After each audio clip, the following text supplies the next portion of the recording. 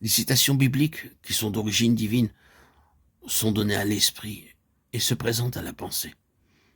Lorsque l'esprit est calme, reposé, libre, en communion avec l'Esprit de Dieu, elles n'engendrent pas la confusion. L'activité qui découle de leur indication est féconde, bénie. Ces citations sont toujours concordantes avec les conclusions du jugement, du raisonnement de la pensée. On prend garde en expliquant les textes ainsi reçus à ne pas les séparer de leur contexte et de l'enseignement général des Écritures, ce qui est contraire au principe d'une saine interprétation. Quant aux textes sataniques, d'origine satanique, ils traversent toujours la pensée comme l'éclair. Ils se présentent avec force, insistance. Ils viennent de l'extérieur et se présentent dans le domaine mental, ou bien ils sont dits de façon à ce que l'oreille les perçoive. Ils poussent toujours à l'orgueil, ou bien ils anéantissent, ils condamnent ou remplissent de contentement de soi. Ils jettent dans la confusion. La ligne de conduite choisie d'après leur indication ne donne pas les résultats espérés. D'inutiles voyages sont entrepris. La vie est brisée. Les mauvais esprits procurent quelques contrefaçons d'expérience, puis ils donneront des textes pour les confirmer.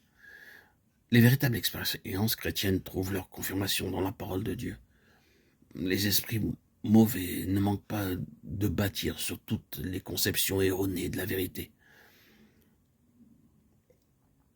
Le péché qui découle de la mauvaise nature est intérieur. Il est volontaire, à tout le moins. Il entraîne la volonté. L'homme sait que l'impulsion à pécher est péché, et cependant il y cède. Romains 6, 11, 12.